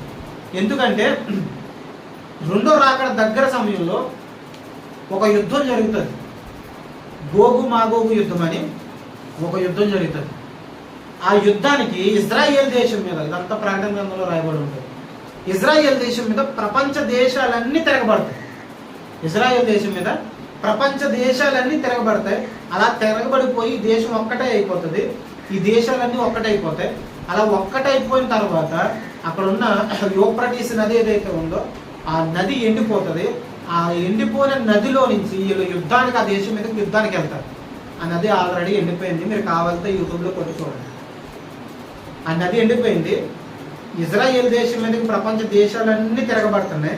అలా తిరగబడుతున్న ఈ సందర్భంలో మీరు గమనించాలి, రాకడ వచ్చేబోతుంది. ఇంకా మనలో నిర్లక్ష్యత ఉండటానికి వీల్లేదు. గమనించండి, వచ్చే సమయానికి సిద్ధపాటు కలిగి ఉంది. ఆయన తొందరలో రాబోతున్నాడు. ఈ పునరుద్ధాన దినాన్ని మనం చేయాల్సిన పని ఏంటో తెలుసా? ప్రభువా, నువ్వు లేచావు, నన్ను కూడా లేపుతావు. నువ్వు త్వరగా మరలా రాబోతున్నావు. వచ్చి మరలా నన్ను తీసుకెళ్ళబోతున్నావు. తీసుకువెళ్ళబోయే ఆ సమయానికి నేను సిద్ధపాటు కలిగి ఉండాలి. నా జీవితాన్ని నేను సిద్ధపాటు చేసుకోవాలి. నాలో ఎంత మాత్రం నిర్లక్ష్యత ఉండకూడదు. నీ నామానికి నేను ఎంత మాత్రం అవమానం తీసుకురాకూడదు. ఎంత కష్టమైనా నీ కోసం నేను మానేయటానికి సిద్ధపడతాను అనే బలమైన ఒక చక్కని మాటను, ఒక నిర్ణయాన్ని దేవునికి ఇచ్చే ప్రయత్నం చేద్దాం. చివరికి ఒక మాట చదువుకుని ముగించుకుందాం. లూకా సువార్త చివరి మాట. లూకా సువార్త చివరి అధ్యాయం. లూకా సువార్త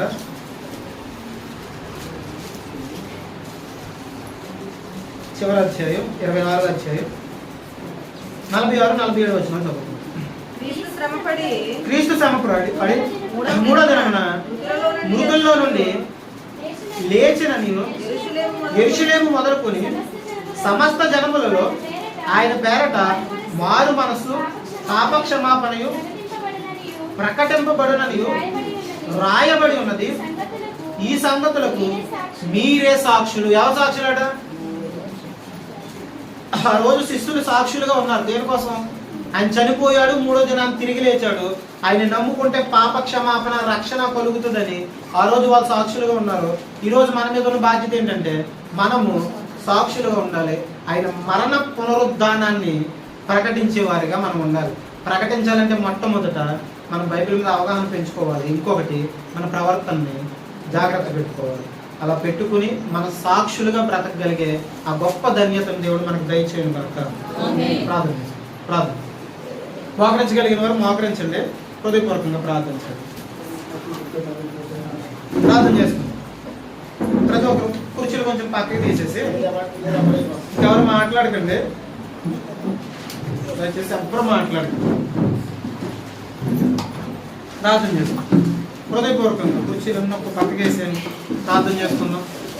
కొద్ది నిమిషాల పాటు ప్రార్థన చేసుకుని ప్రార్థన పూర్వకంగా ఈరోజు రొట్టె ద్రాక్షరసం తీసుకునే ప్రయత్నించారు. ఎవరైనా బయట ఉంటే కొంచెం లోనికి వచ్చి ప్రార్థన చేసుకుందాం. ప్రార్థన చేద్దాం. హృదయపూర్వకంగా ప్రార్థన చేసుకుందాం. మోకరించగలిగిన ప్రతి ఒక్కరూ మోకరించండి. ఆయన తిరిగి లేచాడు, మనకు గొప్ప రక్షణ భాగ్యం దయచేశాడు, మనల్ని పరిశుద్ధులుగా మార్చాడు. మార్చిన ఈ స్థితిని బట్టి ఆయన కృతజ్ఞతాస్తుతులు చెల్లించి ఆయన శరీరాన్ని, ఆయన రక్తాన్ని ఈరోజు మనం తీసుకునే ప్రయత్నించాలి. ప్రార్థన చేసుకుందాం. హృదయపూర్వకంగా ప్రార్థన చేస్తాం. రక్షణ భాగ్యం తీసుకున్న ప్రతి ఒక్కరూ రొట్టె ద్రాక్షరసం తీసుకోవడానికి ప్రయత్నించండి. ప్రార్థన చేద్దాం. ఇంకా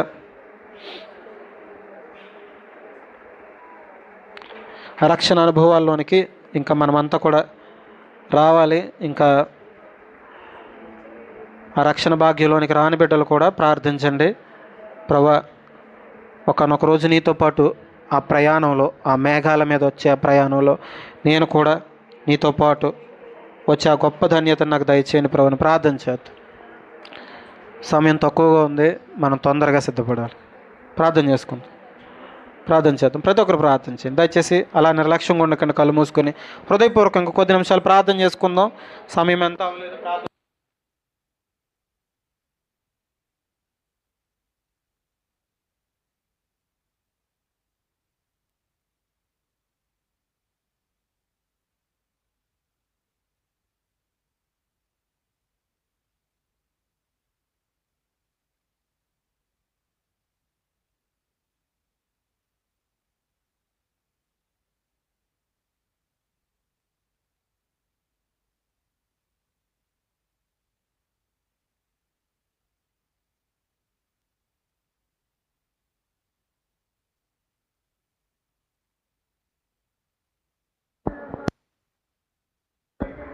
అందరు ప్రార్థన చేద్దాం.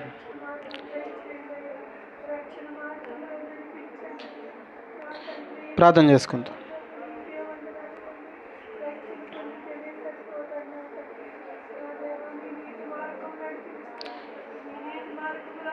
అందరూ మోకరించండి. అందరూ ప్రార్థన చేద్దాం. హృదయపూర్వకంగా ప్రార్థన. దయచేసి కొద్ది నిమిషాలు ఎవరికి వాళ్ళ వ్యక్తిగతంగా ప్రార్థన చేద్దాం. ప్రభువా, నాలో ఉన్న ప్రతి నిర్లక్ష్య స్వభావం తీసే ప్రభువా, నాలో ఆసక్తిని కలిగించండి. ప్రార్థన చేద్దాం. నాలో నీ సన్నిధిని నిర్లక్ష్యం చేస్తున్నానేమో ప్రభు, అలాంటి స్థితిని నాలోంచి తీసేయండి. నీకు నచ్చని జీవితాలు నాలో కలుగున్నానేమో ప్రభు తండ్రి. ప్రార్థన చేద్దాం. ఆయన సన్నిధిలో మనం ప్రతి పొరపాటుని సరి చేసుకునే ప్రయత్నం చేద్దాం.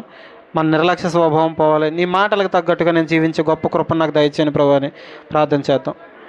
ఆయన సన్నిధిలో ఒప్పుకొని విడిచిపెడితే ఆయన అద్భుతమైన జీవితాన్ని ఖచ్చితంగా మనకిస్తాడు. మనం ఊహించిన దానికంటే, మనం ఏదైతే కావాలని కోరుకుంటున్నామో దానికంటే ఒక అద్భుతమైన జీవితాన్ని మనకిస్తాడు. దయచేసి రొట్టు ద్రాక్షరసం తీసుకుని ప్రతి ఒక్కరు లోనికి వచ్చేయండి. బయట ఎవరైనా ఉండిపోతే ప్రార్థన చేద్దాం.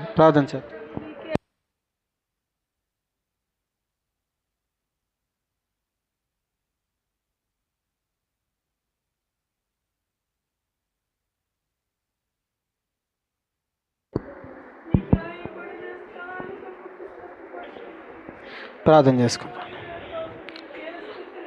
పరలోకమందున మా తండ్రి, దయ కలిగిన మా దేవ, హితపవిత్రమైన ప్రశస్తమైన నామానికి వేలాది వందనాలు తండ్రితో. ప్రభా, నీ శరీరాన్ని నీ రక్తాన్ని మేము తీసుకోవటానికి సిద్ధపడుతున్నాం. ప్రభా, తీసుకుంటున్నాం మేము. ప్రభా తండ్రి, నీ మరణ పునరుద్ధానాలు తండ్రి ప్రకటించే బిడ్డలుగా తండ్రి మేమంతా ఉండులాగా తండ్రి కృప దయచేయండి. ఆత్మదేవ, మీ కార్యాలు మాలో జరిగించండి. మీరు చనిపోయి తండ్రి తిరిగి లేచారు ప్రభా. మీ మరణ పునరుద్ధానాలు ప్రకటించమని మా మీద మీరు బాధ్యత పెట్టారు ప్రభా. తండ్రి, మీరు ఇచ్చిన బాధ్యతను మేము ఎంత మాత్రం నిర్లక్ష్యం చేయక తండ్రి మాలో ఉన్న ప్రతి నిర్లక్ష్య స్వభావాన్ని తీసివేయండి ప్రభా. తండ్రి, ఎన్నో మాటలు రోజంతా మాట్లాడుకుంటున్నాం కానీ ప్రభా తండ్రి, నీకోసం ఒక్క మాట కూడా తండ్రి నీ మరణానికి సాక్షులుగా తండ్రి మేము ఉండలేకపోతున్నాం ప్రభా. మీ పునరుద్ధానానికి సాక్షులుగా మేము ఉండలేకపోతున్నాం ప్రభా. మాలో ఉన్న ప్రతి నిర్లక్ష్య స్వభావం ఈరోజే యేసునామంలో లయమైపోను కాకని ప్రార్థన చేస్తున్నాం. కృపలో భద్రపరచండి. నూతన ఉద్యమం మాలో రగిలింప చేయండి ప్రభా తండ్రి. ప్రతి ఒక్కరిలో తండ్రి ఈ పునరుద్ధాన దినాన్న ప్రభా నూతన ఉద్యమం కలుగును కాకని ప్రార్థన చేస్తున్నాం. సంఘంలో నూతన ఉద్యమం కలుగును కాకని ప్రార్థన చేస్తున్నాం. కృపలో భద్రపరచండి దేవా తండ్రి. ఆత్మీయ ఉద్యమాన్ని రగిలింప చేయండి ప్రభా తండ్రి. ఇంకా తండ్రి చక్కని రీతిలో తండ్రి మేమంతా ప్రభా తండ్రి నీ కృపలో మేమంతా వర్ధిల్లులాగా తండ్రి మీ ఆత్మీయ సహాయాన్ని మాకు దయచేయండి. ఆత్మదేవ, ఆత్మ కుమ్మరింపును ప్రతి ఒక్కరి మీద దయచేయండి. నూతనమైన తండ్రి స్థితికి తండ్రి మేమంతా ఎదుగులాగా తండ్రి కృప దయచేయండి. నూతనమైన మేళ్ళు మా కోసం ఎన్నో ఉన్నాయి ప్రభా. అవి పొందుకునే తండ్రి స్థితికి తండ్రి మేము వెళ్ళటానికి తండ్రి కృప దయచేయండి. సిద్ధపాటు కలిగిన తండ్రి కన్యకల వల్ల తండ్రి మేమంతా తండ్రి ఎదురు చూసే తండ్రి ఆ గొప్ప భాగ్యాన్ని మాకు దయచేయమని వేడుకుంటూ తండ్రి నీ శరీరాన్ని మేము తీసుకుంటుండగా ప్రభా, మీ రక్తాన్ని మేము తీసుకుంటుండగా ప్రభా మీ సహాయం దయచేయమని వేడుకుంటూ చిన్న ప్రార్థన మా ప్రభువును రక్షకుడైన యేసయ్య పేట అడిగి వేడుకుంటున్నాం పరమ తండ్రి. ఆమేన్. అలా